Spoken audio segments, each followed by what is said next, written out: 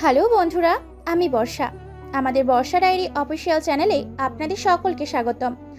আমাদের চ্যানেলের গল্প নিয়মিত শুনতে চ্যানেলটি সাবস্ক্রাইব করে পাশে থাকা বেল আইকনটি বাজিয়ে রাখুন। আর হ্যাঁ, লাইক কমেন্ট শেয়ার করতে একদম ভুলবেন না। ধন্যবাদ সবাইকে। ফুল দিয়ে সাজানো একটা ঘরে বসে আছে তৃষা। আকাশের সাথে আজ তার বিয়ে হয়েছে, কিন্তু সেটার নামমাত্র। নিজের বাবা মা আর ছোট্ট ভাইটার কথা মনে পড়তে তার বুক এক চিনচিনে ব্যথা অনুভব করলো। আর কিছুক্ষণ পর দরজার আওয়াজে বুঝতে পারলো যে আকাশ এসেছে। তৃষা বেড থেকে নেমে আকাশকে সালাম দিতে গেলে আকাশ বলে উঠল, এসবের কোনো প্রয়োজন নেই, তুমি ফ্রেশ হয়ে নাও। তৃষা কোনো কিছু না বলে ওয়াশরুমে চলে গেল ফ্রেশ হতে। ফ্রেশ হয়ে নীল রঙের সুতি শাড়ি পরে বেরিয়ে এসে দেখলো আকাশ সোফায় শুয়ে আছে। কিছুক্ষণ আকাশের দিকে তাকিয়ে একটা দীর্ঘশ্বাস ছেড়ে তৃষা খাটে শুয়ে পড়ল আর ডুব দিল অতীতে। বেশ অবস্থাপন্ন পরিবারে জন্ম হয়েছিল তৃষার। বাবা মা এবং ছোট ভাইকে নিয়ে বেশ সুখেই কাটছিল তাদের দিনগুলি। তৃষার বাবা ঢাকা শহরে নামকরা বিজনেসম্যান ছিল, কিন্তু হঠাৎই সবকিছু এক মুহূর্তে যেন পাল্টে গেল। তৃষার বাবার একটার পর একটা বিজনেস ডিল লস হতে থাকে, আর এদিকে অনেক টাকাও ইনভেস্ট করে দিয়েছিলেন বিজনেসের জন্য। একে একে তাদের বাড়ি গাড়ি সব নিলামে ওঠে। তৃষার বাবার কোম্পানিটাও বন্ধ হয়ে যায় এবং সবকিছু নিজের চোখের সামনে হওয়ায় তৃষার বাবা খুব ভেঙে পড়েন। দুঃসময়ে বন্ধু বান্ধবরাও তাদের থেকে মুখ ফিরিয়ে নিয়েছিল, এমনকি পরিবারের লোকেরাও তাদের দিকে সাহায্যের হাত বাড়িয়ে দেননি। সবশেষে একটা টিনের চালের ঘরে তারা আশ্রয় নেয়। অবশ্যই এই ঘরটা ছিল তাদের ড্রাইভারের। বিপদের সময় সবাই মুখ ঘুরিয়ে নিল, ড্রাইভার চাচা তাদের দিকে থেকে মুখ ঘুরিয়ে নেয়নি। পরিবার বলতে তার কেউ ছিল না, তিনি একা থাকতেন সেই ঘরে। প্রথম দিকে তাদের খুব কষ্ট হতো সেখানে থাকতে, তারপর দিনে দিনে তারা অভ্যস্ত হয়ে উঠলো এমন পরিবেশের সাথে। তৃষার বাবা একটা প্রাইভেট ফার্মে চাকরি করত, আর রহিম চাচা অন্যের গাড়ি চালিয়ে যা ইনকাম করত তাই দিয়ে তাদের সংসার এবং তৃষা আর তার ভাই পড়াশোনা চলতো কোনোভাবে। কিন্তু 2 বছর পর হঠাৎ একটা রোড অ্যাক্সিডেন্টে রহিম চাচা মারা যায়। তার আকস্মিক মৃত্যুর তৃষার বাবা প্রচুর ভেঙে পড়েন। কিছুদিনের মধ্যেই তিনি হার্ট অ্যাটাক করে এবং বিছানা শয্যা নেন। এদিকে যখন সংসারের অবস্থাও শোচনীয়, শেষমেশ তৃষাকে হাল ধরতে হয় পরিবারের। সে তখন ইন্টার সেকেন্ড ইয়ারে পড়ে। তার বাবার ঘোর আপত্তি সত্ত্বেও সে বিভিন্ন চাকরির ইন্টারভিউ দেওয়া শুরু করলো। অবশেষে তৃষা চাকরি পেয়ে গেল খান গ্রুপ অফ ইন্ডাস্ট্রির একজন ক্লার্ক হিসেবে। বেশ স্বাভাবিকভাবে কাজ করছিল তৃষা। মাস গেলে যা স্যালারি পেত তাতে তাদের সংসার মোটামুটি ভালোই চলছিল, এবং এতে তার বাবা মায়ের কষ্টটা কিছুটা পরিমাণ হলেও কমছিল। কিন্তু সুখের সময় বেশি দিন থাকে না মানুষের জীবনে। তৃষার ক্ষেত্রেও ঠিক তাই হলো। হঠাৎ একদিন ফোন আসে অফিসের থাকাকালীন বাড়ি থেকে। তার বাবা নাকি ভীষণ অসুস্থ এবং তাকে হসপিটালে নিয়ে যাওয়ার জন্য দেওয়া হয়েছে। এইটা শুনে তৃষা সব কাজ ফেলে হসপিটালে গেল। সেখানে কয়েকটা টেস্ট করার পর ডক্টর তৃষাকে আর তার কেবিনে ডাকলো এবং বলল যে তার বাবার ওপেন হার্ট বাইপাস সার্জারি করতে হবে, এবং সেটা 1 সপ্তাহের মধ্যেই, নইলে নেক্সট টাইম হার্ট অ্যাটাক করে ওনাকে আর বাঁচানো সম্ভব হবে না। আর সব মিলিয়ে খরচ পড়বে প্রায় 5 লক্ষ টাকা। কথাটা শুনে তৃষা পুরোপুরি ভেঙে পড়ল। এদিকে বাবাকে বাঁচানোর চিন্তা এবং আরেকদিকে টাকা জোগাড় চিন্তায় প্রায় পাগল হয়ে যাচ্ছিল তৃষা। পরিচিত সবার কাছে তৃষার সাহায্য চেয়েছিল, কিন্তু এই বিপদের দিনে সবাই তার দিক থেকে মুখ তুলে নিয়েছিল। যাদের এক সময় তার বাবা নিঃস্বার্থভাবে সাহায্য করেছিল তারাও তাদের দিক থেকে মুখ ফিরিয়ে নিয়েছিল। তৃষা কি করবে কিছুই বুঝতে পারছিল না। এদিকে তার বাবার অবস্থা অবনতি ধীরে ধীরে শুরু হতে থাকে। হঠাৎ তার মনে পড়লো আকাশের কথা। সে চট করে অফিসে গেল এবং আকাশের কেবিনে ঢুকে তার পা দুটো ধরে আকুতি মিনতি করলো এবং কিছু টাকা দাঁড় হিসেবে চাইলো। কিন্তু আকাশ তাকে সাহায্য করার পরিবর্তে কন্ট্রাক্ট ম্যারেজ করার অফার দেয়। নিজের বাবাকে বাঁচানোর জন্য শেষমেশ তাকে আকাশকে বিয়ে করতে হয়। এসব কিছু ভাবতে ভাবতে তৃষার চোখ আবার ভরে এলো। সূর্যের আলো চোখে পড়তে তৃষার ঘুম ভেঙে গেল। ঘড়ির দিকে তাকিয়ে দেখলো সকাল 7টা। আর মোড়া দিয়ে উঠে পাশের চোপার দিকে তাকাতেই আকাশকে দেখতে পেল। এখনো ঘুমাচ্ছে সে। আর কিছু না ভেবে তাড়াতাড়ি ওয়াশরুমে চলে গেল ফ্রেশ হতে। কিছুক্ষণ পর শাওয়ার নিয়ে বেরিয়ে এসে দেখলো আকাশ এখনো ঘুমোচ্ছে, তাই তাকে আর না ডেকে নিচে চলে গেল। নতুন বউ এত বেলা পর্যন্ত ঘুমালে লোকেরা 5 কথা শোনাবে, আর তাছাড়া সে এবাড়ির নতুন বউ। নিচে নেমে দেখলো তার শাশুড়ি মা রান্নাঘরে সকালের নাস্তা বানাচ্ছে। বিয়েটা যেহেতু ঘরোয়াভাবে হয়েছে তাই কোনো রিলেটিভসরা আসেনি। তার শাশুড়ি মা অবশ্যই বলেছিল একটা রিসেপশন পার্টি দেবে, কিন্তু আকাশ সরাসরি না করে দিয়েছে। তার মতে এইসব জিনিসের পিছনে অযথা সময় নষ্ট করার কোনো মানে হয় না। 2 দিন পর এমনিতেই সবাই জেনে যাবে যে সে বিবাহিত। বাড়িতে সদস্য বলতে আকাশ আর তার মা। 3 বছর হয়ে গেছে তার বাবা মারা গিয়েছে। তারপর থেকে আকাশ নিজে তার বাবার ব্যবসা সামলিয়েছে। তৃষাকে বাইরে দাঁড়িয়ে থাকতে দেখে আকাশের মা বলে উঠলেন, তুই বাইরে দাঁড়িয়ে আছিস কেন? ভিতরে আয়। তৃষা এতক্ষণ বাইরে দাঁড়িয়েছিল, ভিতরে ঢুকতে সাহস পাচ্ছিল না, কিন্তু তার শাশুড়ি মায়ের কথায় তার ভয় মুহূর্তেই কমে গেল। তৃষাও প্রচুর পরিমাণে ভয় পেয়েছিল গতকাল। আকাশ যখন প্রথম তাকে নিয়ে বাড়িতে আসে তখন তো সে ভেবে নিয়েছিল যে তার হয়তো এ বাড়িতে কোনো জায়গা হবে না, কিন্তু তার ভাবনাকে দূরে ফেলে আকাশের মা নিজের হাতে তাকে বরণ করে বাড়িতে তোলে। রান্নাঘরে ঢুকে শাশুড়ি মার পাশে দাঁড়াতেই তিনি বলে উঠলেন, রাতে কোনো অসুবিধা হয়নি তো? না আন্টি। সে কি রে, কে তোর আন্টি? ও বুঝেছি, আমাকে মনে হয় এখনো আপন করে নিতে পারিসনি, তাই না রে? নাকি আমার উপর রাগ করেছিস তোকে আমি তুই বলে সম্বোধন করছি বলে? না না মা, আপনি আমাকে তুই করে ডাকুন। আমার খুব ভালো লাগে আপনার মুখে তুই ডাক শুনে। তাই নাকি? তাহলে আমাকে আপনি বলছিস কেন? তুমি করে ডাক, নইলে তোর সাথে কোনো কথা নেই। তৃষা মুচকি হেসে মাকে জড়িয়ে ধরে বলে উঠল, আচ্ছা ঠিক আছে, তোমাকে আমি তুমি করে ডাকবো। এবার তুমি সরো তো, বাড়ির বউ থাকতে তুমি কেন রান্না করছো? সে কি রে, সবে কাল এলি আর আজই রান্না করবি? আগে 2 দিন রেস্ট নিয়ে তারপর থেকে না হয় তুই সব করবি। এখন আপাতত এই কফিটা আকাশকে দিয়ে আয়। ঘুম থেকে উঠে যদি কফি না পায় তাহলে সারা বাড়ি মাথায় করবে। তৃষা কিছু একটা বলতে পারলো না, তাই শাশুড়ি মায়ের কথা মতনই কপিটা নিয়ে উপরে চলে গেল। রুমে ঢুকে দেখলো আকাশ অফিসে যাওয়ার জন্য রেডি হচ্ছে। তৃষা আকাশের কাছে গিয়ে কপির মগটা দিয়ে বেরিয়ে আসতে নিলে আকাশ তাকে ডাকলো। তোমার বাবার সাথে দেখা করতে যাবে। আকাশের কথা শুনে মুহূর্তে তৃষার চোখগুলো অশ্রুসিক্ত হয়ে গেল। আকাশের সাথে এইভাবে বিয়ে করে নেওয়াটা তার বাবা মা মেনে নিতে পারেনি। বিয়ে হয়ে যাবার পর তখন সে হসপিটালে যায় আকাশকে নিয়ে। তখন তার বাবার অপারেশন হয়ে গিয়েছিল এবং তাকে বেডে দেওয়া হয়েছিল। তখন তিনি জানতে পারে যে তৃষা আকাশকে বিয়ে করেছে। তখন তিনি প্রচন্ড রেগে যান এবং তাদের চলে যেতে বলেন। তৃষা তার বাবা মাকে অনেক বুঝিয়েছিল, কিন্তু তারা বুঝেইনি। উল্টে অতিরিক্ত হাইপার হওয়ায় তৃষার বাবার শ্বাসকষ্ট হতে শুরু করে। তাই বাধ্য হয়ে তৃষাকে সেখান থেকে চলে আসতে হয়। যদি তার বাবা জানতো যে তাকে বাঁচানোর জন্যই তার মেয়ে নিজের জীবনের কুরবানি দিয়েছিল, তাহলে হয়তো তিনি তাকে ক্ষমা করে দিতে পারতেন। এতক্ষণ তৃষা দাঁড়িয়ে দাঁড়িয়ে এই কথাগুলোই ভাবছিল। আকাশের ডাকে তার ভাবনার ছেদ পড়ে। নিজের চোখের পানিটা জটপট মুছে স্বাভাবিক হয়ে বলে উঠল, কার সাথে যাব? যদি যেতে চাও রেডি থেকো, বিকেলে এসে নিয়ে যাব। আকাশের কথা শুনে তৃষা মনে মনে কিছুটা হলেও খুশি হলো। বাবা নাই বা তাকে ডাকলো, কিন্তু সে যেতে পারে, তার বাবার সাথে দেখা করতেই পারে। এইসব কথা ভাবতে তার অশান্ত মন কিছুটা হলেও শান্ত হলো। আকাশের দিকে তাকিয়ে বলে উঠল, আমি যাব। ওকে, তবে রেডি থেকো, আমি অপেক্ষা করতে পারবো না কারোর জন্য। এই বললেই আকাশ রুম থেকে বের হয়ে গেল। বিকালে তৃষা তার শাশুড়ি মায়ের কাছ থেকে বিদায় নিয়ে আকাশের সাথে হসপিটালের উদ্দেশ্যে বেরিয়ে পড়লো। কিন্তু সেখানে গিয়ে জানতে পারলো তার বাবা নাকি হসপিটাল থেকে ডিসচার্জ নিয়ে বাড়ি চলে গিয়েছে। ডাক্তারদের বারণও তিনি নাকি শুনেননি। তৃষা এবার আর নিজেকে সামলাতে পারলো না, হু হু করে কেঁদে উঠল। আকাশ তৃষার নামমাত্রা সান্ত্বনা দিয়ে গাড়িতে উঠে, অথচ আজ তৃষার এ পরিণতির জন্য এই মানুষটাই একমাত্র দায়ী। আর কিছু ভাবতে পারছে না তৃষা। নিজের কান্না কোনোরতে সংবরণ করে গাড়িতে উঠে বসলো। রাত 10টা বাজে, আকাশ এখনো আসেনি। এদিকে বাবার সাথে দেখা না হওয়ায় তৃষাও মন খারাপ করে বসে আছে। আকাশের মা তৃষাকে ডিনার করে নিতে বলেছিল, কিন্তু সে আকাশ এলে খাবে বলে না করে দেয়।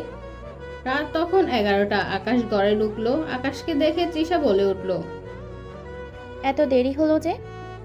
তৃষার কথায় আকাশ গম্ভীর সুরে বলে উঠল, তোমাকে আমি আমার বউ করে এখানে আনিনি। তোমাকে যে কাজের জন্য এখানে আনা হয়েছে শুধুমাত্র সেই কাজটা করলে আমি খুশি হব। আমাকে এখানে কি কাজের জন্য আনা হয়েছে সেটা তো এখনো বললেন না। আকাশ একটা দীর্ঘশ্বাস ছেড়ে বলল, তোমাকে আজ আমি কিছু কথা বলছি, সেগুলো ভালোভাবে শুনবে।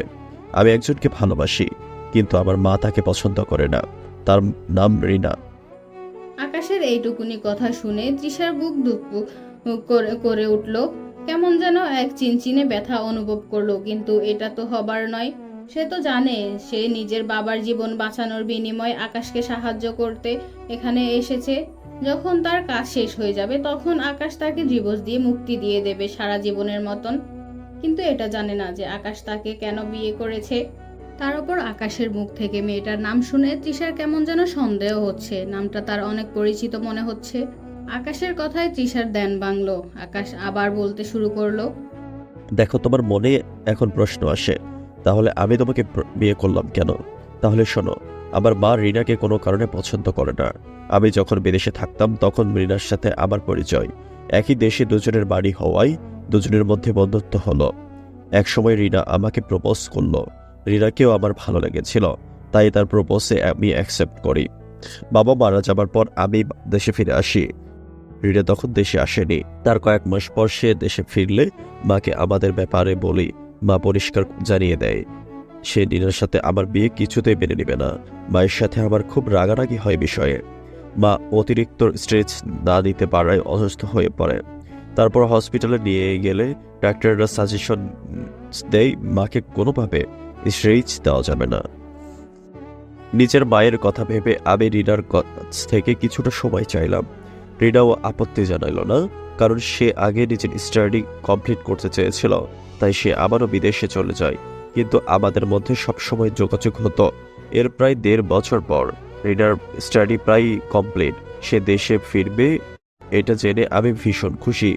মাকে এ বিষয়ে এবার বলবো বলে ঠিক করলাম, কিন্তু সে মুহূর্তে মায়ের ক্যান্সার ধরা পড়ল। 3rd স্টেজের কেমোথেরাপি দেওয়া হলো। মায়ের যা বয়স, সে বয়স অনুযায়ী মা থেরাপি সহ্য করতে পারবে না, তাই আপাতত মেডিসিন দিয়ে মাকে সুস্থ করে রাখা হয়েছে। আর মাত্র 3 থেকে 4 মাস এই পৃথিবীতে রয়েছে। কথাগুলো বলার সময় আকাশের কথাগুলো বারবার আটকে আসছিল। তৃষারও চোখে থেকে জল গড়িয়ে পড়ছিল। ভাবতে পারছিল না, মানুষ হাসি খুশি মানুষটার জীবনের মেয়াদ মাত্র 4 মাস। একদিনে মানুষটাকে তাকে আপন করে নিয়েছিল। মা আমাকে বিয়ে করার জন্য চাপ দিতে লাগলো। মারা যাওয়ার আগে নিজের ছেলে বউকে দেখতে চাই, কিন্তু এদিকে আমিও তো রিনাকে প্রচুর ভালোবাসি, আর ওকে ছাড়া থাকতেও পারবো না। এইসব কথা ভেবে অনেক টেনশনে ছিলাম। ঠিক সেই সময় নিজের বাবার জন্য সাহায্য চাইতে তুমি এলে, আর তোমাকে দেখে ভালো মেয়ে মনে হয়েছিল, তাই তোমাকে আমি এই প্রস্তাব দেই, আর তুমিও রাজি হয়ে যাও। শোনো, আর 4 মাস পর মা এই পৃথিবী ছেড়ে চলে যাবে, সুতরাং তুমি এই কয় মাস মার সাথে তুমি ভালো বিহেভিয়ার করবে। আমার মা যেন কোনোভাবে জানতে না পারে তোমার সাথে আমার কন্ট্যাক্ট ম্যারেজ হয়েছে। মায়ের সাথে সবসময় হাসি খুশি থাকবে। আর 6 মাস পর তোমাকে ডিভোর্স দিয়ে দিব, তখন তুমি এই মিথ্যা সম্পর্ক থেকে তুমি মুক্তি হয়ে যাবে। চিন্তা করো না, তোমার ফ্যামিলি এবং তোমার সম্পূর্ণ দায়িত্ব আমি নিব। তৃষা আকাশের কথা শুনে অনেক কিছু বলতে ইচ্ছে করছিল, কিন্তু সে শুধুমাত্র একটা কথাই বলল, আপনি ফ্রেশ হয়ে নিচে আসুন, আমি ডিনার রেডি করছি। ও, তোমাকে তো ভুলে গিয়েছিলাম। আজ রিনা ব্যাক করেছে, ওর সাথে মিট করতে গিয়ে দেরি হয়ে গিয়েছে। আর তুমি করে নাও, আমি রিনার সাথে বাইরে থেকে ডিনার করে এসেছি। আর হ্যাঁ, রিনা তোমার কথা জানে, ও তোমার কথা বলবে বলেছে। দাঁড়াও 1 সেকেন্ড। এ বলে ফোন বের করে রিনার নাম্বারে ডায়াল করলো। কিছুক্ষণ পর রিং হওয়ার পর অপর পাশ থেকে এক নারী কণ্ঠ ভেসে এলো। হ্যালো বেবি, তুমি বাড়ি পৌঁছেছো? যা, চলে এসেছি। তুমি বললে না তুমি তৃষার সাথে কথা বলতে চাও? তৃষা এখন আমার পাশে দাঁড়িয়ে আছে। এই নাও, ধরো, কথা বলো ওর সাথে। এ বলে তৃষার হাতে ফোনটা ধরিয়ে দিয়ে আকাশ ওয়াশরুমে চলে গেল। তৃষা ফোনটা কানে ধরতে অপর পাশ থেকে বলে উঠল, হ্যালো, আমি রিনা আহমেদ। আজকে স্টাডি কমপ্লিট করে দেশে ফিরেছে। শুনলাম তুমি নাকি আকাশের সাথে কন্ট্যাক্ট ম্যারেজ করেছো টাকার বিনিময়। অবশ্য তোমাদের মতো মেয়েদের থেকে এর বেশি কি আশা করা যেতে পারে। যাই হোক, ম্যারেজ যখন করেছো ডিভোর্স নিশ্চয়ই হবে, আর তুমি আকাশের থেকে যতটা সম্ভব পারবে দূরে দূরে থাকবে, কারণ আমি চাই না তোমাদের মতো মেয়েদের সংস্পর্শে এসে আকাশ কোনো ভুল স্টেপ নেই। আর হ্যাঁ, কন্ট্রাক্টের মেয়াদ শেষ হলে নিজের টাকাটা গুছিয়ে যত তাড়াতাড়ি সম্ভব বাড়ি থেকে কেটে পড়বে, কারণ আকাশের মা মরে যাওয়ার পরে আমরা বিয়ে করে নিব। আর আমি চাই না তোমার মতো মিডল ক্লাস ফ্যামিলির মেয়ে আমাদের আশেপাশে থাকুক, কারণ তোমাদের মতো মেয়েদের উপর ভরসা করা একদমই যায় না। বড়লোক ছেলে দেখে আবার না ডিভোর্স দিতে মানা করে দাও। আশা করি মনে থাকবে আমার কথাগুলো। আর হ্যাঁ, তোমাকে যা বললাম সেগুলো আবার আকাশকে বলো না যেন। এ বলে অপর পাশ থেকে ফোনটা কেটে গেল।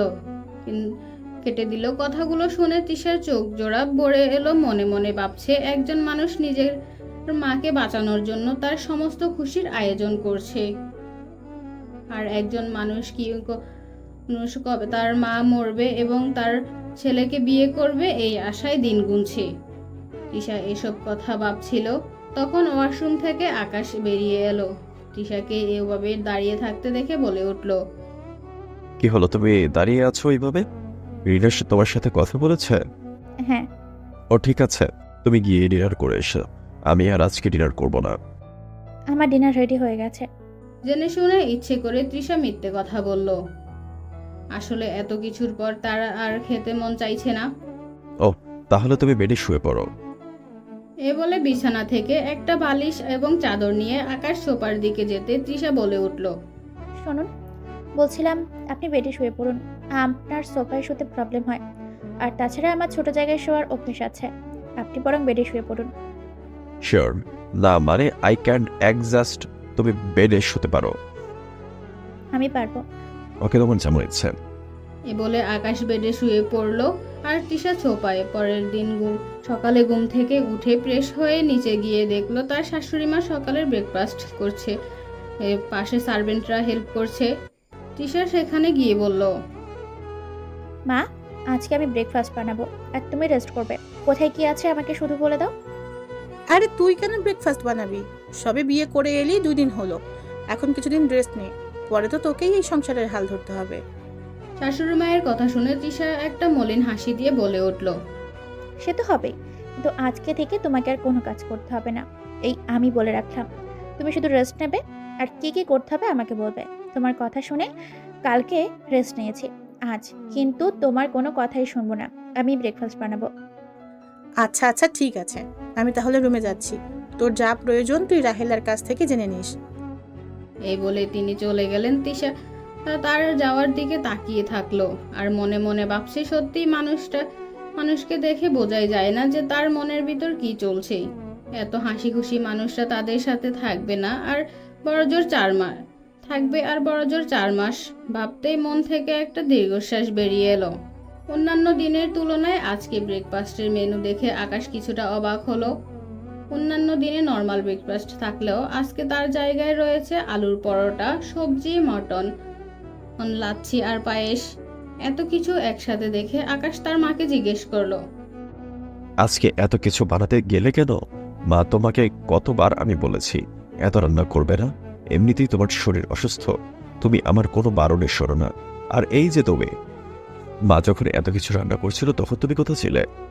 মাকে বারণ করতে পারো নেই? অবশ্যই বারণ করবেই। কেন? ভালো মতো খাবার খাওয়ার জন্য তো তুমি চুপচাপ ছিলে। তুমি জানো না আমার মা অসুস্থ? আকাশ বেশ রেগে কথাগুলো বলল। আকাশের কথা শুনে তৃষা ফুরফুরে মন হঠাৎ করে কালো মেঘে ডেকে গেল। চোখ তার পানিতে টলমল করে উঠল। আকাশের মা এতক্ষণ চুপ করে থাকলেও এবার আর চুপ করে থাকতে পারল না, বেশ জোরে বলে উঠল, আকাশ, আমি কিছু বলছিলাম বলে এই নয় যে তুমি বলতেই থাকবে। তুমি কি জানো যে আজ ব্রেকফাস্টটা কে তৈরি করেছে?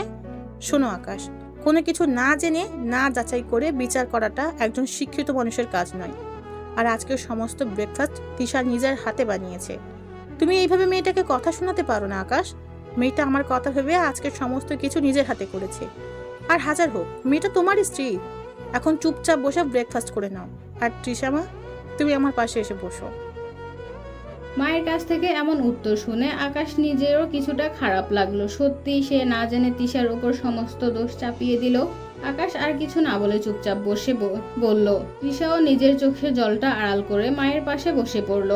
অন্যান্য দিনে এর তুলনায় আজকের আকাশ ব্রেকফাস্ট একটু বেশি করে ফেলল, কারণ রান্নাগুলো সত্যি খুব সুন্দর হয়েছিল।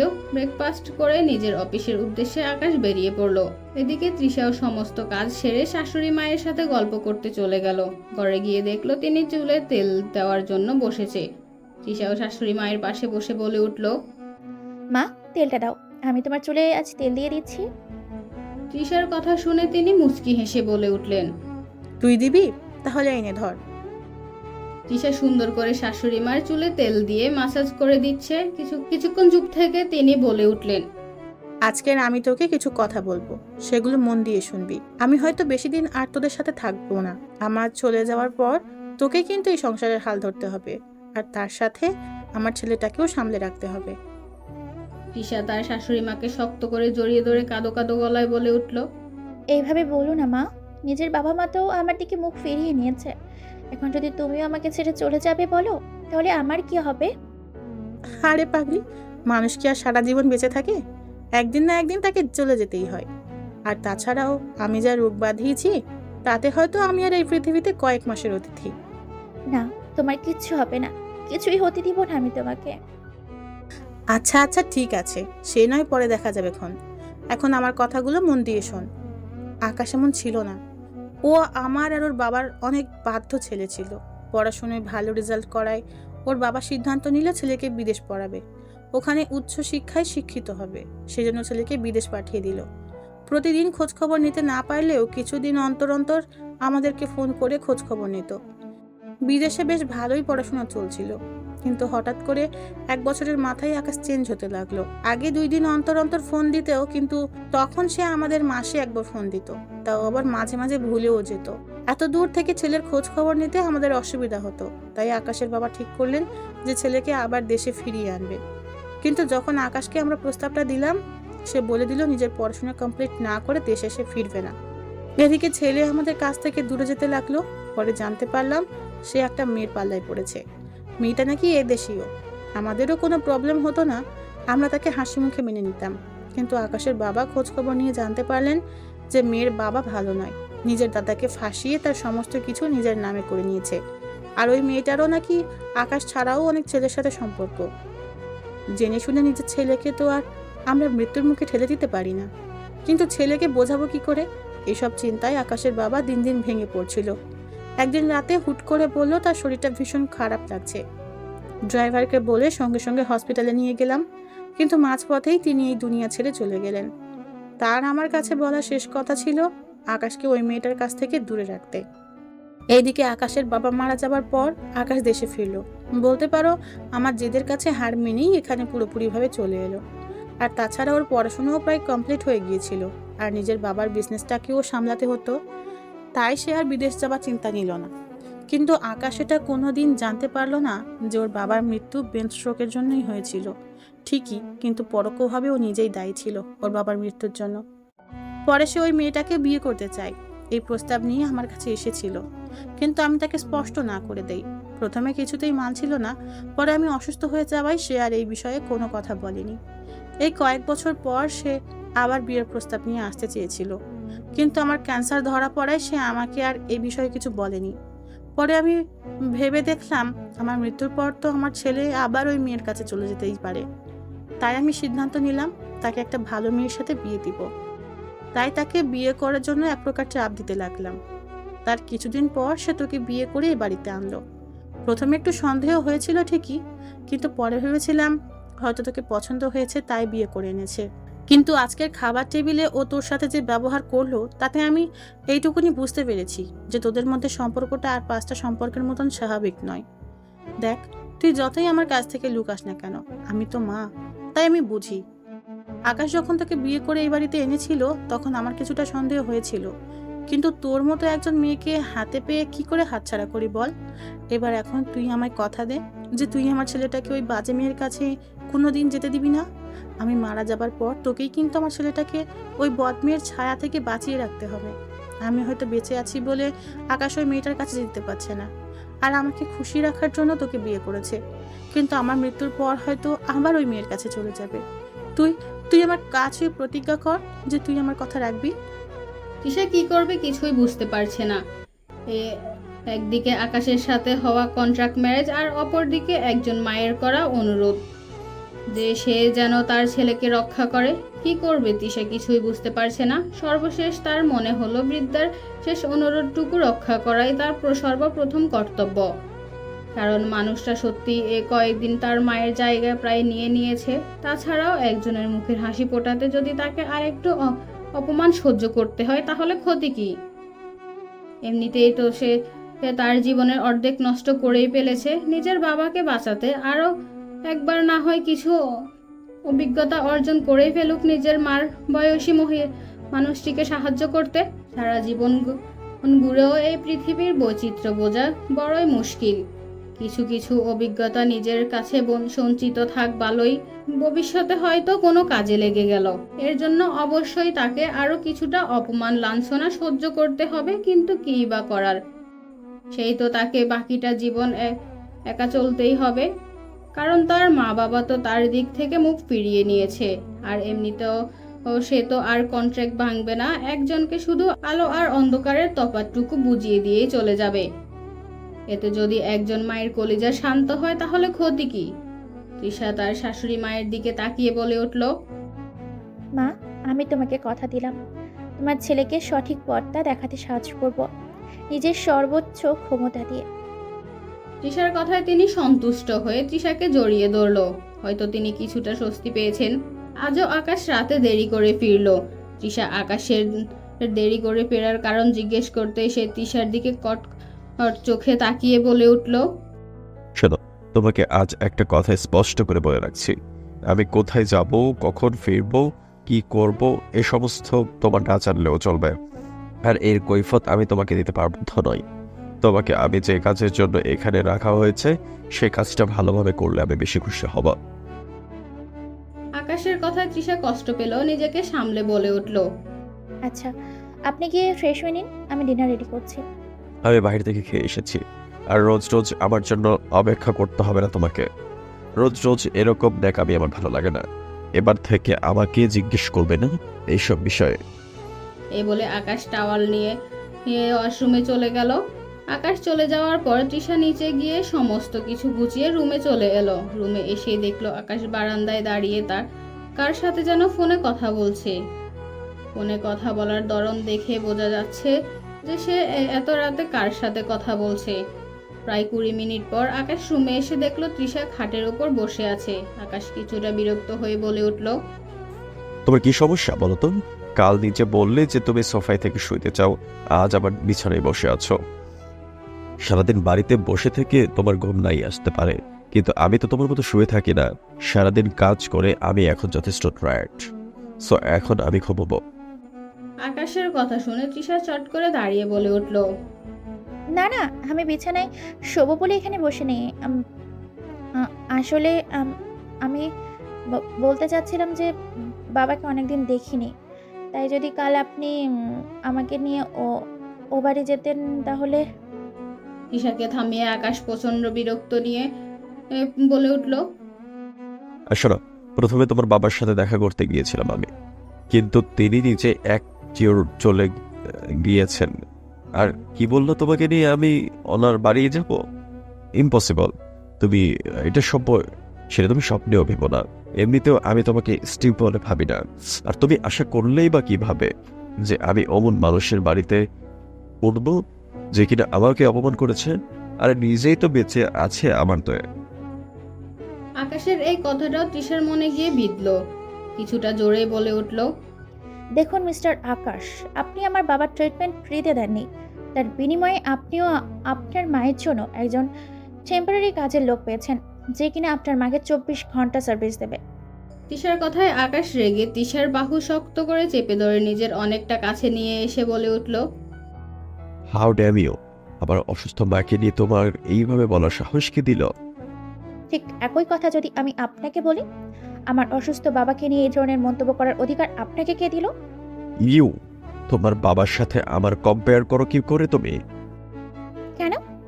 আপনার মামা আমার বাবা বাবা নয়? শুনুন, আমি মাকে এইভাবে বলতে চাইনি, কিন্তু আপনার ব্যবহারই আমাকে বাধ্য করলো।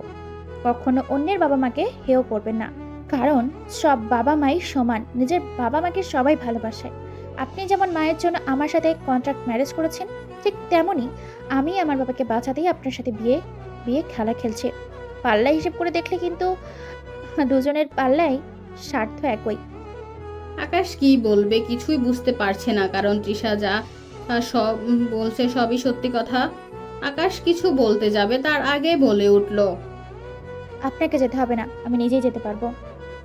এ বলে নিজেকে আকাশের কাছ থেকে ছাড়িয়ে সোফায় শুয়ে পড়লো। আকাশ কিছুক্ষণ তৃষার দিকে তাকিয়ে বিছানায় গিয়ে শুয়ে পড়লো। পরের দিন সকালে তৃষার নিজেকে তার শাশুড়ি মায়ের কাছ থেকে বিদায় নিয়ে নিজের বাবার বাসার উদ্দেশ্যে রওনা দিল। আকাশের মা অনেক করে বলায় তৃষা গাড়ি নিয়ে বের হয়েছে। কিছুটা দূর যেতে তৃষা ভাবলো তার মা বাবা আর ভাইয়ের জন্য কিছু শপিং করে নিয়ে যাবে, সেই জন্য ড্রাইভারকে গাড়িটা শপিং সেন্টারের দিকে নিয়ে যেতে বলল। শপিং মলের সামনে গাড়িটা থামাতে তৃষা ভেতরে চলে গেল। শপিং শেষ করে শপিং ব্যাগ হাতগুলো কাউন্টার থেকে চেকিং করিয়ে বাইরে বেরোতে যাবে, এমন সময় কিছুটা দূরে একজনকে দেখে তৃষা অবাক হয়ে গেল। সে ভাবতে পারছে না এও কি সম্ভব। তৃষা নিজের চোখে বিশ্বাস করতে পারছে না যে তার সামনে দাঁড়িয়ে আছে তার নিজের চাচাতো বোন রিনা আর তার স্বামী আকাশ। তাহলে কি রিনাই হলো আকাশের সেই রিনা? ভাবতে তৃষার সমস্ত শরীর কাঁপতে শুরু করে দিয়েছে।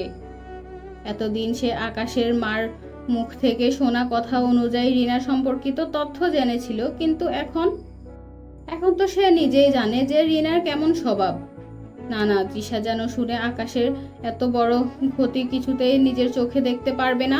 নিজের চাচা আর চাচাতো বোন কেমন তা তৃষার থেকে ভালো আর কেই বা জানে, কেউ জানে না। তৃষার সামনের দিকে তাকাতেই দেখতে পেল আকাশ আর রিনা শপিং মলের থেকে বেরিয়ে যাচ্ছে। তৃষা আর কিছু না ভেবে নিজের বাড়ির উদ্দেশ্যে রওনা দিল। তাকে এখন তার বাবার সাথে দেখা করাটা অত্যন্ত জরুরি। আজ তৃষা একটু হলেও মনের দিক দিয়ে শান্তি পাচ্ছে, কারণ তার বাবা আজ তাকে ক্ষমা করে দিয়েছে। হ্যাঁ, প্রথমে তিনি অনেক রেগে গিয়েছিলেন তৃষার ওপর, কিন্তু পরে নিজের মেয়ের মলিন মুখের দিকে তাকিয়ে তিনি তার অভিমান ভাঙতে বাধ্য হলেন শেষমেশ। ওখান থেকে বের হতে তৃষা বেশ রাত হয়ে গিয়েছিল, তাই বাসায় পৌঁছতে কিছুটা লেট হলো। বাসায় এসে দেখলো তার শাশুড়ি মা তার জন্য বসে আছেন। তৃষাকে দেখেই তিনি জিজ্ঞাসা করলেন তার বাবা কেমন আছেন। তারপর আরো কিছু কথা জিজ্ঞাসা করলো। তৃষা সমস্ত প্রশ্নের উত্তর দিয়ে নিজের রুমে চলে এলো। আসার সময় বলে এলো যে সে রাতে কিছু খাবে না। শাশুড়ি মা অবশ্যই তাকে জোর করছিল একটু কিছু মুখে দেওয়ার জন্য, কিন্তু তৃষা নিজের মায়ের হাত থেকে আজ এত খেয়ে ফেলেছে যে তার আর কিছু খেতেই ইচ্ছে করছে না। রুমে ঢুকে দেখলো আকাশ সোফায় বসে টিভি দেখছে। আকাশকে এই সময় রুমে দেখে তৃষা কিছুটা অবাক হয়ে ঘড়ির দিকে তাকাতে তার চোখ ছানা বড়া হয়ে গেল। রাত 10টা। এত রাত পর্যন্ত সে বাড়ির বাইরে ছিল, ভাবতে অবাক হয়ে যাচ্ছে। এসব চিন্তা করতে করতে আলমারি থেকে নিজের ড্রেস বের করতে যাবে, এমন সময় আকাশ বলে উঠল, এত রাত পর্যন্ত কোথায় ছিলে? বাবার সাথে দেখা করতে গেছিলাম। ও, তা তোমার শ্রদ্ধেয় বাবা তোমাকে ক্ষমা করলো? মানে কি বলতে চাচ্ছেন? মানে বলতে চাইছি তিনি কি তোমাকে মাফ করেছে? হ্যাঁ। বাহ, এত তাড়াতাড়ি মাফ করলো। আসলে তোমাদের মতো মিডল ক্লাস ফ্যামিলির মানুষগুলো ঠিক এরকমই হয়। যেই দেখেছে মেয়ে একজন বড় লোক বিজনেসম্যানের সাথে বিয়ে হয়েছে, অমনি তিনি তার মেয়েকে আপন করে নিলেন। আকাশ, আপনি আমার সামনে দাঁড়িয়ে আমারই বাবাকে অপমান করছেন। আমরা আপনার মতো বড় লোক না হতে পারি, কিন্তু আমাদের বাবা মা আমাদের একটুকু শিক্ষা দিয়েছে যে কার সম্বন্ধে কিভাবে কথা বলতে হয়। এখন তো দেখছি আপনার ভেতরে সেই শিক্ষাটার অভাব রয়েছে। তৃষার কথায় আকাশ তৃষাকে নিজের সাথে মিশিয়ে শক্ত করে চেপে ধরে দাঁতে দাঁত চেপে বলে উঠল, কি বলে তুমি আমার মধ্যে শিক্ষার অভাব রয়েছে? Do you have any idea about my qualification? পুঁথিগত বিদ্যাটাই আসল বিদ্যে নয় মিস্টার আকাশ খান। পুঁথিগত শিক্ষার বাইরেও কিছু শিক্ষা থাকে যেটা আপনার মধ্যে নেই। আকাশের কাছ থেকে নিজেকে ছাড়িয়ে আবার বলে উঠল, আর কথায় কথায় আমার বাবাকে অসম্মান করাটা বন্ধ করে একটু সভ্য মানুষ হওয়ার চেষ্টা করবেন। এই বলে তৃষা ওয়াশরুমে চলে গেল। আর আকাশ রাগে কটমট করতে করতে তৃষার যাওয়ার পানে তাকিয়ে থাকলো। পরের দিন তৃষা সকালবেলা ঘুম থেকে উঠে ফ্রেশ হয়ে নিচে নামতেই অবাক হয়ে গেল। সোফায় রিনা বসে আছে। আর তার ঠিক পাশে আকাশ বসে আছে।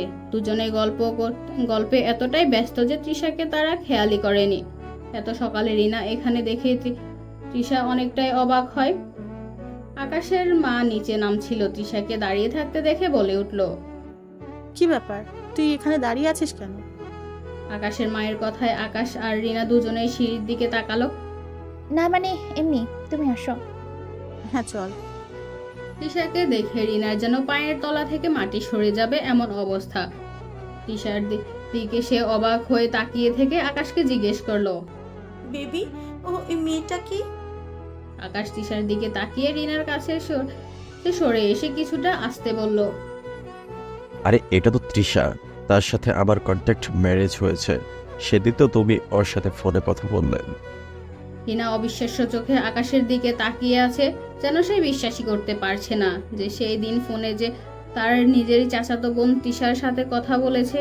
আকাশের মা রিনাকে এমন সময় তার বাড়িতে দেখে কিছুটা বিরক্ত হয়, কিন্তু সৌজন্যতার রক্ষার খাতিরে জিজ্ঞেস করলেন। কি ব্যাপার, তুমি এখানে? আন্টি কেমন আছেন? আসলে কিছুদিন হলো আমি দেশে ফিরেছি। আর দেশে ফিরে আকাশের কাছ থেকে যখন জানতে পারি যে আপনি অসুস্থ, তখন আপনার সাথে দেখা করতে খুব ইচ্ছে করছিল, তাই চলে এলাম আপনার সাথে দেখা করতে। বুঝলাম। তৃষা, এদিকে এসো। ও হচ্ছে রিনা, আকাশের বান্ধবী। আর রিনা, ও হচ্ছে তৃষা খান, বাড়ির বউ আর আমার মেয়ে। আকাশের মায়ের কথায় রিনার গা জ্বলে উঠল। একে তৃষাকে এ বাসায় দেখে তার মাথা বিগড়ে আছে, তার উপর এই মহিলার এইসব গা জ্বালানো কথা। কিছুতেই রিনা সহ্য করতে পারছে না এসব। আর যদি এই মহিলাটা না থাকতো তাহলে এত ঝামেলা তাকে কোনোদিনও পোহাতে হতো না। এদিকে তৃষা টেবিলে ব্রেকফাস্ট সাজিয়ে সবাইকে ডাকলো নাস্তা করার জন্য। রিনা হুট করেই উঠে দাঁড়িয়ে বলে উঠল। আচ্ছা, আমি এখন আসছি। আর তুমি তো সকালে না খেয়ে এখানে চলে এসেছো। আগে নাস্তা করে নাও, তারপর আমি তোমার সাথে কথা বলবো। না মানে বাপি কল করেছিল, আমাকে এক্ষুনি বাসায় যেতে হবে। আমি পরে আবারও আসবো, এখন আসে। আকাশের মা আর আকাশকে বিদায় জানিয়ে চলে গেল।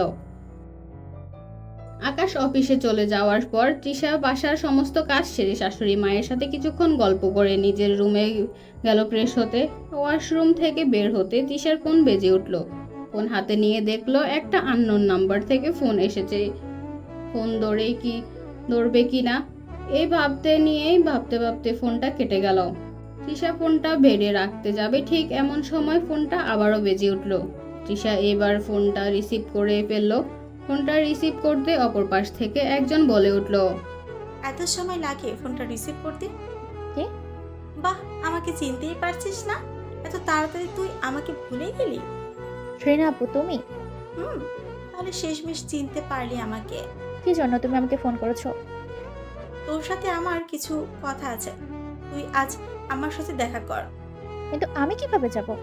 আমি জানি না, প্লিজ বোন, আমার একটিবার দেখা কর আমার সাথে। কোথায় দেখা করতে যেতে হবে? তুই আগে যে স্কুলে পড়তিস সেই স্কুলের সামনে যে রেস্টুরেন্টটা আছে সেখানে চলে আয় তাড়াতাড়ি। আচ্ছা। ফোনটা রেখে তৃষা ভাবতে লাগলো তার যাওয়া উচিত হচ্ছে কিনা, কারণ এটা রিনার কোনো ষড়যন্ত্রও হতে পারে। কিন্তু তাকে একবার রিনার সাথে দেখা করাটা অত্যন্ত জরুরি। কিছু জিনিস ক্লিয়ার করা আছে, আবার কিছু প্রশ্নের উত্তরও জানার আছে, আর সেটা শুধুমাত্র রিনার কাছে গেলেই সম্ভব হবে। তাই আর কোনো কিছু না ভেবে মায়ের কাছ থেকে পারমিশন নিয়ে তৃষা বেরিয়ে গেল রিনার বলে দেওয়া রেস্টুরেন্টে। তৃষা অনেকক্ষণ যাবৎ বসে আছে, কিন্তু রিনা এখনো আসছে না। বেশ কিছুক্ষণ পর রিনা এসে তৃষার ঠিক অপোজিটে চেয়ারে বসলো। তৃষা কিছুক্ষণ চুপ থেকে বলে উঠল। কি বলবে তাড়াতাড়ি বলো। আকাশের লাইফ থেকে সরে যেতে কত টাকা নিবি? মানে? খুবই সিম্পল। আমি এইটা খুব ভালোভাবেই জানি যে আকাশের ভালোবাসার মানুষ আমি। এটা জানার পর তুই কখনোই ওর লাইফ থেকে যাবি না। এটাই কি স্বাভাবিক নয় আপু? শোন, আমি এখানে তোর সাথে তর্ক করতে আসিনি। তোকে একটা কথা পরিষ্কারভাবে বলে দিচ্ছি, আকাশ যেন কোনোদিনও জানতে না পারে যে তুই আমার চাচাতো বোন। তাহলে সেটা তোর জন্য বা তোর ফ্যামিলির কারোর জন্যই ভালো হবে না। কি করবে তুমি? আমার বাবাকে তো পথে নামিয়েই দিয়েছে তোমার বাবা। ভাবতেও ঘৃণা লাগছে। চাচা কিভাবে পারলো নিজের ভাইয়ের সাথে প্রতারণা করতে? নিজের ভাই নয়, সৎ ভাই। আর শোন, আমি এখানে আমার আব্বুর নিন্দা শুনতে আসিনি। তোকে যেটা বলছি সেটা শোন মন দিয়ে। তুই যদি আমার আর আকাশের মাঝখানে আসিস তাহলে আমার থেকে খারাপ আর কেউ হবে না। তুমি কি সত্যি আকাশকে ভালোবাসো? তোর কি মনে হয়? আমার তো মনে হয় না। এতে কোনো একটা স্বার্থ তো নিশ্চয়ই আছে, কারণ তুমি কখনো কাউকে ভালোবাসতেই পারো না। এই নিয়ে কম ছেলে জীবন তুমি নষ্ট করনি আপু। বাহ, আমার সাথে কাটানো মুহূর্ত এখনো তোর মনে আছে? আপু, সবে তো 3 বছর একটু বেশি হলো তোমাদের সাথে আলাদা হয়েছে। আর এমনি তো মানব মস্তিষ্কের স্মৃতি ধরে রাখার ক্যাপাসিটি অনেক বেশি। সেই জায়গায় নিজের চাচার বিশ্বাসঘাতকতা, চাচার বোনের অন্যায় কাজগুলো কথা এত সহজে কিভাবে ভুলে যাই বলো তো আপু? মুখ সামলে কথা বল। আমি আমার মুখ সামলেই কথা বলি। লজ্জা করে না তোমার আকাশের মতো একটা ভালো মানুষকে ঠকাতে? এতে তোমার কি স্বার্থ আছে? যদি তুমি সত্যি আকাশকে ভালোবাসতে তাহলে আমি তোমাদের দুজনের জীবন থেকে সারা জীবনের মতো চলে যেতাম। কিন্তু আমি এটা নিশ্চিত যে তুমি কোনো না কোনো উদ্দেশ্য নিয়েই আকাশের জীবনে আসছো। রিনা কিছুটা তাচ্ছিল্যের সুরে বলে উঠল। ছোটবেলা থেকে তুই খুব বুদ্ধিমান আর এখনো তাই আছিস। ঠিক বলেছিস, এমনি এমনি আকাশের জীবনে আমি আসিনি। এমনিতেই আকাশের প্রতি আমার বিন্দুমাত্র ইন্টারেস্ট নেই। একটা বোকা হাদারাম সারাক্ষণ কানের কাছে মা মা করতে থাকে। আমি তো শুধুমাত্র আব্বুর জন্য এত কিছু করছি। চাচার জন্য? হ্যাঁ, আব্বুই সবসময় স্বপ্ন দেখতো টপ বিজনেসম্যান হওয়ার, কিন্তু তিনি কখনই তা হতে পারে শুধুমাত্র দুজন মানুষের জন্য। তাই লাইফে আব্বুর শুধুমাত্র দুজন শত্রু ছিল। একজন নিজের সৎ ভাই নাজমুল শেখ থাকতো, তিনি ছোটবেলা থেকে ঘৃণা করতেন। আর একজন হলো রাহাত খান, যে আকাশের বাবা। আকাশের বাবা ছিল টপ বিজনেসম্যান, আর তার ঠিক পরেই ছিল তোর বাবার নাম। তাই আব্বু প্রথমে চাচাকে রাস্তা থেকে সরানোর প্ল্যান করলো, আর কিছুদিনের মধ্যেই সফলও হয়ে গেল। চাচা অবশ্য পরে সব সত্যি জানতে পেরেছিল, কিন্তু ততক্ষণে অনেক দেরি হয়ে গিয়েছিল। আব্বুর সেকেন্ড টার্গেট ছিল রাহাত খান, খান ইন্ডাস্ট্রির একমাত্র মালিক। রাহাত খানের পর খান ইন্ডাস্ট্রির একমাত্র মালিক হবে তার একমাত্র ছেলে আকাশ খান। আব্বু খোঁজ নিয়ে জানতে পারলো আকাশ বিদেশে গিয়েছে তার স্টাডি কমপ্লিট করতে। আব্বু আবার প্ল্যান সাজালো, আমাকে পাঠিয়ে দিল বিদেশে। আকাশ যেখানে স্টাডি কমপ্লিট করছিল আমাকেও সেই একই ইউনিভার্সিটিতে ভর্তি করিয়ে দিল। তারপর আস্তে আস্তে সেখানে আকাশের সাথে আমার পরিচয় হয়, তারপর বন্ধুত্ব, এবং তারপরেই ভালোবাসার অভিনয়। এসব শুধুমাত্র আমার আব্বুর জন্য, বিকজ আই লাভ মাই আব্বু। ছোটবেলা থেকেই আমার আব্বু অনেক কষ্ট পেয়েছে শুধুমাত্র তোর বাবার জন্য।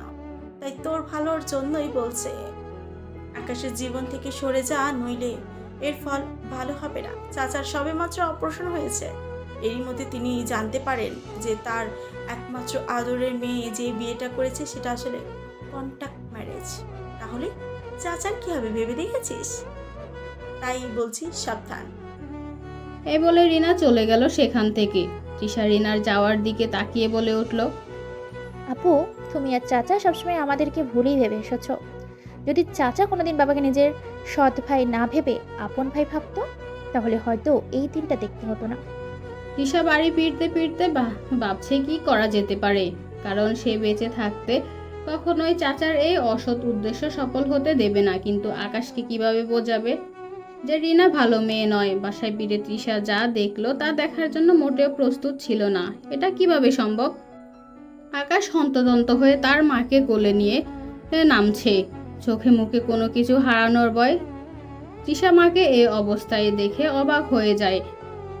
আকাশকে কিছু জিজ্ঞেস করবে তার আগে আকাশ তার মাকে নিয়ে বাইরে বেরিয়ে গেল। তৃষা কিছুক্ষণ চুপ করে দাঁড়িয়ে থাকলো, কি হচ্ছে কিছুই যেন তার মাথায় আসছে না। বাইরে বেরিয়ে দেখলো আকাশ চলে গিয়েছে। পরে সার্ভেন্টের কাছে জানতে পারলো বিকালে তৃষা বেরিয়ে যাওয়ার কিছুক্ষণ পর হঠাৎ করে মায়ের শরীর অসুস্থ হয়ে পড়ে।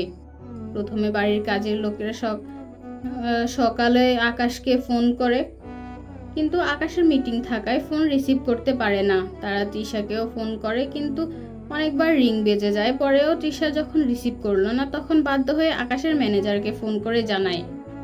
আর কিছুক্ষণের মধ্যে আকাশ বাড়ি ফিরে তার মাকে নিয়ে হসপিটালে চলে যায়। কথাগুলো শোনার পর তৃষার সঙ্গে সঙ্গে নিজের ফোন চেক করে দেখলো তো 24+ মিসড কল। তার ফোন মধ্যে আকাশেরও অনেকগুলো মিসড কল। ফোন সাইলেন্ট হওয়ার বুঝতে পারেনি। এতগুলো কল দেখে তৃষার নিজেরই খারাপ লাগতে শুরু করলো। সার্ভেন্টদের কাছ থেকে হসপিটালের নাম জেনে তাড়াতাড়ি করে বেরিয়ে গেল হসপিটালের উদ্দেশ্যে। সেখানে গিয়ে দেখলো আকাশ ওটির সামনে দাঁড়িয়ে আছে, মুখটা অনেকটা শুকিয়ে গিয়েছে। আকাশকে দেখে তৃষার খুব মায়া হলো। আস্তে করে আকাশের কাছে গিয়ে তার পিঠে হাত রাখলো। আচমকা পিঠে কারো স্পর্শ পেয়ে আকাশ পিছনে ফিরে তৃষাকে দেখতে পেল। মুহূর্তের মধ্যে আকাশের শুকিয়ে যাওয়া মুখ ভয়াবহ হয়ে গেল। আকাশের রক্তিম চোখ দেখে তৃষার বুক চ্যাত করে উঠল। শুকনো ডোক গিলে কিছু বলতে যাবে তার আগে আকাশ হুঙ্কার দিয়ে বলে উঠল।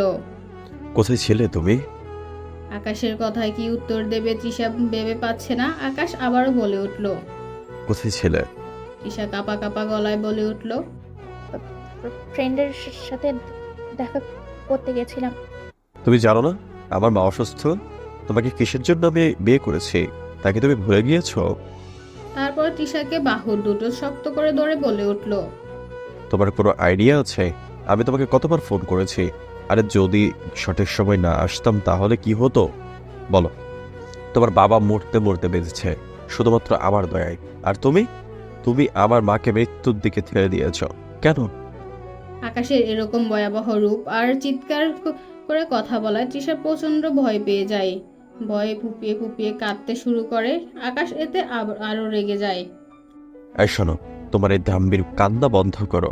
আমার মায়ের যদি কিছু হয় তাহলে আমি তোমায় ছাড়বো না। আমি আমি সত্যি। চুপ, একদম চুপ, সরে যাও আমার চোখের সামনে থেকে। হঠাৎ পিছন থেকে একজন বলে উঠল। আকাশ, কি হয়েছে আন্টির? আকাশ পিছনে তাকিয়ে দেখলো রিনা এসেছে। আকাশ আর কিছু না ভেবে রিনাকে শক্ত করে জড়িয়ে ধরলো। এতক্ষণ সে একটা নিরাপদ আশ্রয় খুঁজছিল। রিনাকে দেখে তার মনে হলো সে আশ্রয়টা পেয়ে গিয়েছে। সত্যি কি তাই? রিনাকে আকাশের বুকে দেখে তৃষার দম বন্ধ হয়ে আসছিল। হোক না এটা শুধুমাত্র একটা কন্ট্রাক্ট ম্যারেজ, তবুও সে তো আকাশেরই বিবাহিত স্ত্রী। কি করে সহ্য করবে নিজের স্বামীর বুকে অন্য একজন নারীকে? কি হয়েছে আকাশ? মা হঠাৎ খুব করে অসুস্থ হয়ে পড়েছে। চিন্তা করো না, আন্টির কিচ্ছু হবে না। এ বলে আকাশকে ধরে সামনের একটা চেয়ারে বসালো আর তৃষার দিকে তাকিয়ে একটা শয়তানি হাসি দিল। এই হাসি দিয়ে হয়তো সে তৃষাকে স্পষ্ট করে বুঝিয়ে দিতে চাইছে যে তার স্বামী খুব তাড়াতাড়ি অন্য কারো হতে চলেছে। দেখা যাক কি হয়, সবই নিয়তির উপর নির্ভর। কিছুক্ষণ পর ডাক্তার এসে আকাশকে তার কেবিনে যেতে বলল। আকাশ সেখানে গিয়ে যা জানতে পারলো তার জন্য সে মোটেও প্রস্তুত ছিল না। ডাক্তার তাকে জানালো যে তার মায়ের কাছে আর বেশি সময় নেই। পরিবারের সদস্যরা চাইলে তার সাথে এখন দেখা করে নিতে পারে। খুব বেশি হলেও আর মাত্র 2 ঘন্টা সময় আছে আকাশের মায়ের হাতে। আকাশের মায়ের লিভার ক্যান্সার ছিল, তাও আবার 3rd স্টেজের। তাই লিভার নষ্ট হয়ে জামগুলো পুরো শরীরে ছড়িয়ে পড়েছে। ডাক্তারের কাছ থেকে এমন জবাব পেয়ে আকাশ পুরোপুরি ভেঙে পড়েছে। অনেক কষ্টে নিজেকে সামলে বাইরে বেরিয়ে এলো। আকাশকে বের হতে দেখে তৃষা আকাশের কাছে গিয়ে জিজ্ঞাসা করলো। ডাক্তার কি বললো? আকাশ চুপ করে আছে, কোনো কিছু বলার ক্ষমতা নেই এখন তার। চারিদিকে একবার তাকিয়ে ধীর গলায় বলে উঠল। রিনা কই? আপু তো মানে উনি তো চলে গেলেন একটু আগে। চলে গেল মানে ওনার একটা ফোন কল আসায় উনি বেরিয়ে গেলেন। আকাশ আর কিছু না বলে নিজের পকেট থেকে ফোনটা বের করে রিনার নাম্বারে ডায়াল করলো, কিন্তু অপর পাশ থেকে একজন মহিলা কণ্ঠে বলে উঠলেন। আপনি যেই নাম্বারে ডায়াল করছেন সেটি এখন সুইচ অফ আছে। আকাশ আর বুঝতে বাকি রইল না, রিনা তার ফোনটা সুইচ অফ করে রেখেছে। ফোনটা পকেটে রেখে পাশে থাকা বেঞ্চে গিয়ে বসে পড়লো। আকাশকে এভাবে বসে পড়তে দেখে তৃষায় গিয়ে সে পাশে বসলো। তারপর ধীর গলায় জিজ্ঞেস করলো। ডাক্তার কি বললো? মা সুস্থ হয়ে যাবে তো? আকাশ আবারও চুপ হয়ে আছে আর তৃষার আগ্রহে একটা নিরাপদ উত্তরের আশায় চাতক পাখির ন্যায় চেয়ে আছে তার মুখের দিকে। কিছুক্ষণ চুপ থেকে আকাশ বলে উঠল। কিছু মা এর কাছে আর 2 ঘন্টা সময় আছে। এতটুকু কথা বলতে আকাশের গলা বারবার কেঁপে উঠছিল। আকাশের কথাটা তৃষা যেন কোনো মতে বিশ্বাস করতে পারছে না। তার সদ্য শুষ্কতা পাওয়া আক্ষি যুগল মুহূর্তের মধ্যে আবার আর্দ্র হয়ে উঠল। বেজা গলায় বলে উঠল, কিন্তু এটা কিভাবে সম্ভব? মায়ের এত বাড়াবাড়ি হয়ে গেল কিভাবে? মা তো একদম সুস্থ ছিল। অসুস্থতার কোনো লক্ষণ আমি দেখিনি এই কয়দিন। মায়ের লিভার নষ্ট হয়ে গিয়েছে আর শরীরের মধ্যে ক্যান্সারের জাম্বগুলো ছড়িয়ে পড়েছে। মা হয়তো আমাদের বুঝতে দেয়নি। আকাশ আরও কিছু বলতে যাচ্ছিল, তার আগে একজন নার্স এসে বলল, পেশেন্টের কন্ডিশন খুবই খারাপ। আপনার কেউ চাইলে তার সাথে দেখা করতে পারেন, কিন্তু সেটা খুব তাড়াতাড়ি। এই বলে নার্স চলে গেল। নার্স চলে যাওয়ার পর আকাশ হন্তদন্ত হয়ে তার মায়ের কেবিনের দিকে হাঁটা ধরল। তৃষাও আকাশের পিছন পিছন হাঁটা দিল। কেবিনে গিয়ে দেখলো তার মা বেডে শুয়ে আছে, দু হাতে ক্যানেল লাগানো, মুখে অক্সিজেন মাস্ক। মায়ের এমন রূপ দেখে আকাশ আর কান্না আটকাতে পারল না, হু হু করে কেঁদে উঠল। কিন্তু মাকে যে জড়িয়ে ধরে সে শেষবারের মতন কাঁদবে তারও উপায় নেই। আজ তার আর আগের মতন নেই যে যখন তখন হুটহাট করে মাকে জড়িয়ে ধরবে। তার মা যে আজ মৃত্যু পথযাত্রী। তার মায়ের প্রায় সারা শরীরে ক্যানেল আর মুখে মাস্ক লাগানো। এই দেখে আকাশ বুঝতে পারছে না যে তার মাকে কি উপায়ে অন্তত একবার হলেও জড়িয়ে ধরবে। কিন্তু আর উপায় না পেয়ে খুব সাবধানে মায়ের ডান হাতের ওপর হালকা করে হাত ছুঁয়ে কাঁদতে লাগলো। তৃষাও তার শাশুড়ি মায়ের এমন অবস্থা দেখতে পারছে না, একপাশে চুপটি করে দাঁড়িয়ে কেঁদে যাচ্ছে। কম দিনের পরিচয় হলেও তিনি যেন তৃষার খুব কাছের একজন মানুষ হয়ে গিয়েছিল। আকাশের মা আলতো করে চোখ খুলে তাকালো, তারপর তার কাপা হাত আকাশের মাথায় হাত বুলিয়ে বলতে লাগলো, আমার মনে হয় তোদের ছেড়ে চলে যাওয়ার সময় চলে এসেছে রে। মা, এভাবে প্লিজ বলো না মা, তোমার কিছু হবে না। আমি তোমাকে অন্য কোথাও নিয়ে যাব, সেখানে তোমার ভালো চিকিৎসা করাবো। এটা ভালো হসপিটাল নয়, আমার আগেই পৌঁছে উচিত ছিল। চুপ কর বাবা, মিথ্যা আশা দিস না। আমি জানি আমার হাতে আর বেশি সময় নেই। তুই আমার একটা কথা রাখবি? মা, এইভাবে বলো না প্লিজ। তুমি আমায় ছেড়ে কোথাও যেতে পারো না। উফ, তুই আমার কথা শোন চুপ করে। আমি চলে গেলে একদম ভেঙে পড়বি না। তোকে সমাজে প্রতিষ্ঠিত হতে হবে, নিজের বাবার কোম্পানিটাকে আরো বড় করতে হবে। তুই যদি ভেঙে পড়িস তাহলে তো আমি মরে গিয়েও শান্তি পাবো না রে। এতটুকু বলে তিনি কাশতে লাগলেন। আকাশ তাড়াতাড়ি করে বলে উঠল, মা, তোমার খুব কষ্ট হচ্ছে না? তুমি দাঁড়াও, আমি ডাক্তারকে এক্ষুনি ডেকে আনছি। তৃষা, তুমি মায়ের পাশে একটু বসো, আমি এক্ষুনি আসছি। এই বলে আকাশ বেরিয়ে গেল। আকাশের মা অসুস্থ গলায় বলে উঠল। তৃষা, তৃষা পাশ থেকে বলে উঠল, এই তো মা, আমি এখানে। আয় আমার পাশে এসে বস। তারপর তৃষার হাত নিজের হাতের মুঠোয় এনে বলে উঠল, কথা দে, তুই আমার এই পাগল ছেলেটাকে সামলাবি। ওকে ছেড়ে কোনো দিনও কোথাও যাবি না। আমি চলে গেলেও ও যে বড্ড ভেঙে পড়বে। ওকে তুই সামলাবি, কথা দে আমায়। তোমার কিছু হবে? তারপর কিছু না বলতে দিয়েই বলে উঠল, দেখ তৃষা, আমি বাচ্চা নই, আমি সব জানি, তাই বলছি কথা দে আমায়। তৃষা কাঁদতে কাঁদতে মায়ের হাত আলতো করে চেপে বলে উঠল, কথা দিচ্ছি মা, ওনাকে ছেড়ে আমি কোনোদিনও যাব না। তুই আমাকে আজ অনেক শান্তি দিলি রে মা। ভালো থাকিস তোরা, মন থেকে এই দোয়া করলাম। একটু পর আকাশ এলো সঙ্গে ডাক্তার নিয়ে, কিন্তু ততক্ষণে সব কিছু শেষ। আজ 1 মাস হয়ে গেছে আকাশের মা মারা গিয়েছে। আকাশ নিজেকে অনেকটা সামলে নিয়েছে। মাকে দাফন করার আগে রিনার সাথে অনেকবার যোগাযোগ করার চেষ্টা করেছিল, কিন্তু প্রতিবারই রিনার ফোন সুইচ অফ আসছে। তারপর থেকে আকাশ আর রিনাকে ফোন দেয়নি। কিছুটা চাপা অভিমান আর কিছুটা রাগের জন্যই আকাশ রিনাকে ভুলে যাওয়ার চেষ্টা করছে। কয়দিনে তৃষা এক হাতে নিজের সংসার সামলিয়েছে আর এক হাতে আকাশকে সামলিয়েছে। আকাশ এখন আর তৃষার সাথে বাজে ব্যবহার করে না। তৃষাকে এখন একটু হলেও আকাশ পছন্দ করে। এখন তার একটাই স্বপ্ন, নিজের বাবার কোম্পানিটাকে আরো উঁচুতে তুলতে হবে তাকে। সকালে ব্রেকফাস্ট সেরে আকাশ অফিসে চলে গেল আর তৃষা বাসার কাজে লেগে পড়ল।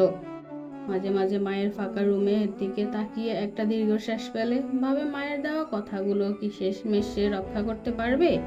তৃষার একটা বিষয় বেশ অনেকটাই অবাক, সেই দিনের পর থেকে রিনাকে সে আর দেখেনি। কিন্তু রিনা কোথায় যেতে পারে এইটা কিন্তু সে কিছুতে বুঝতে পারছে না। তার ভাবনায় জেদ করে ফোনটা শব্দ করে বেজে উঠল। ফোনটা রিসিভ করতে ওপাশ থেকে আকাশ বলে উঠল, কি করছো? তেমন কিছু না, আপনি অফিসে পৌঁছে গিয়েছেন? হ্যাঁ, এইমাত্র এলাম। শোনো, তোমাকে যেটা বলার জন্য ফোন করেছিলাম। বলুন। আজ আমার ফিরতে একটু লেট হতে পারে। সে কি, কেন? আমার দুটো মিটিং আছে, সেটা ক্লিয়ার করেই বাসা ফিরবো। ওকে, সাবধানে থাকবেন। রাখছি। আচ্ছা। আকাশের সাথে কথা বলার পর তৃষা যেই ফোনটা রাখতে যাবে তখনই ফোনটা আবার বেজে উঠল। তৃষা ভেবেছে হয়তো আকাশ তাকে আবার ফোন করেছে, তাই ফোনটা রিসিভ করে নিল। ফোনটা রিসিভ করতে একজন বলে উঠল, রিশা প্লিজ আমাকে বাঁচাও, ও আমাকে মেরে ফেলবে। কে? আমি রিনা। আপু, তোমার কি হয়েছে? তোমার গলা এমন লাগছে কেন? তুমি ঠিক আছো তো? না বোন, আমি ঠিক নেই, প্লিজ আমাকে বাঁচা। আপু, আপু তুমি কাঁদছো কেন? আমাকে বলো তোমার কি হয়েছে? এক্ষুনি হোটেল ব্লু ম্যানশনে চলে আয়। Hotel blue mansion? হ্যাঁ এক্ষুনি এক্ষুনি আয় প্লিজ, নইলে আমি মরে যাব। আপু তুমি চিন্তা করো না, আমি এক্ষুনি আসছি। এই বলে তৃষা ফোনটা কেটে তাড়াতাড়ি করে রেডি হয়ে ব্লু ম্যানশনের উদ্দেশ্যে বেরিয়ে পড়ল। তাড়াহুড়ো চক্করে আকাশকে জানাতেও পারল না। যতই হোক রিনা তার আপন বোন, সে যতই তাকে পর ভাবুক না কেন, হোটেল ব্লু ম্যানশনে গিয়ে রিনাকে কোথাও খুঁজে পেল না। তৃষা ফোনটা বের করে রিনাকে ফোন করলো। আপু তুমি কোথায়? এসে গেছিস? হুম। আচ্ছা তুই রুম নাম্বার 207-এ চলে আয়, আমি তোর জন্য ওখানে অপেক্ষা করছি। আপু তুমি তো আমার সাথে অন্য কোথাও দেখা করতে পারতে, এখানে কেন? তৃষা বোন আমার, দরকারটা এখানেই, তুই প্লিজ সময় নষ্ট না করে তাড়াতাড়ি চলে আয়, নইলে আমি বাঁচবো না। আচ্ছা আপু তুমি চিন্তা করো না, আমি এক্ষুনি আসছি। হুম। এই বলে ফোনটা রেখে তৃষা হোটেলের ম্যানেজারের কাছ থেকে জেনে 207 নাম্বার রুমের দিকে হাঁটা দিল। 207 নাম্বার রুমের সামনে এসে একবার কলিং বেল চাপতে দরজা খুলে গেল, কিন্তু ঘরে ঢুকে দেখলো সেখানে রিনা নেই। তৃষা আশ্চর্য হয়ে গেল, কেউ না থাকলে দরজা কি করে খুলে গেল আপনা আপনি। হঠাৎ করে দরজা বন্ধের আওয়াজ তৃষা পিছনে ঘুরে তাকিয়ে অবাক হয়ে গেল। একটা অচেনা ব্যক্তিকে এই রুমের মধ্যে দেখে তৃষা অনেকটাই অবাক, আর তার থেকেও বেশি রেগে গিয়েছে। তাই কিছুটা কড়া গলায় বলে উঠল, এটা কি ধরনের অভদ্রতা? অন্যের রুমে বিনা পারমিশনে কি করে ঢুকে গেলেন আপনি? লোকটা শয়তানি হাসি দিয়ে বলে উঠল। আমি আমার রুমে আছি ম্যাডাম। তৃষা প্রথমে কিছুটা অবাক হলে ও তারপরে ভাবলো হয়তো সে ভুল করে অন্য রুমে ঢুকে পড়েছে, তাই লোকটাকে উদ্দেশ্য করে বলল, সরি, আমি মনে হয় ভুল করে রুমে ঢুকে পড়ছি। আপনি ঠিক রুমেই ঢুকেছেন ম্যাডাম। মানে? মানেটা কি হলো? এ বলে লোকটা শয়তানি হাসি দিয়ে তৃষার দিকে এগোতে লাগলো। হঠাৎ লোকটাকে নিজের কাছে আসতে দেখে তৃষা কিছুটা ঘাবড়ে গেল। লোকটার দিকে তাকিয়ে জিজ্ঞেস করলো, আপনি আমার দিকে এইভাবে এগিয়ে আসছেন কেন? লোকটা আবার শয়তানি হাসি দিয়ে বলে উঠল, জি, তৃষ্ণা ম্যাডাম আমাকে এখানে পাঠিয়েছেন। তৃষা তাড়াতাড়ি করে পিছনের দিকে ফিরে দরজার দিকে যেতে নিবে, ঠিক তখনই লোকটা তৃষার হাত ধরে নিজের সাথে মিশিয়ে নিল। এবার তৃষা প্রচন্ড রেগে গেল, নিজের হাত বারবার ছাড়াতে চেষ্টা করছে, আমার হাত ধরার সাহস আপনাকে কে দিল? কিন্তু লোকটা তৃষার কথায় পাত্তা না দিল না, উল্টে হাতটা ছাড়ার বদলে জড়িয়ে ধরলো তৃষাকে।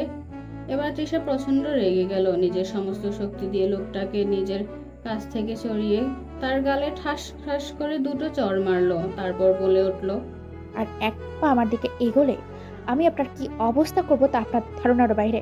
আমি কিন্তু পুলিশ ডাকতে বাধ্য হব। এই বলে তৃষা তাড়াতাড়ি করে সেখান থেকে বেরিয়ে গেল। আর সেই লোকটা নিজের গালে হাত রেখে তৃষার যাওয়ার দিকে তাকিয়ে এক রহস্যময় হাসি দিয়ে বলে উঠল। এদিকে তৃষা বের হয়ে মাত্রই রিনাকে ফোন করলো, কিন্তু রিনা ফোন ধরার বদলে ফোনটা কেটে দিল। তৃষা মনে মনে ভাবছে, আপু ফোনটা কেটে দিল কেন? আচ্ছা, আমি কি ভুল করিনি তো এখানে এসে? আপুকে তো আমি কোথাও খুঁজে পেলাম না, আর তার উপর আপুর ফোনটাও কেটে দিচ্ছে বারবার। না না, আমার একদম উচিত হয়নি আপুকে বিশ্বাস করে এখানে আসা। আর ওর লোকটাই বা কিভাবে আপুর বলে যাওয়ার রুমটাই ছিল। সব কেমন গুলিয়ে যাচ্ছে, আমার কিচ্ছু মাথায় আসছে না। আমাকে এক্ষুনি বাসায় যেতে হবে। এই বলে তৃষা বাসার উদ্দেশ্যে চলে গেল।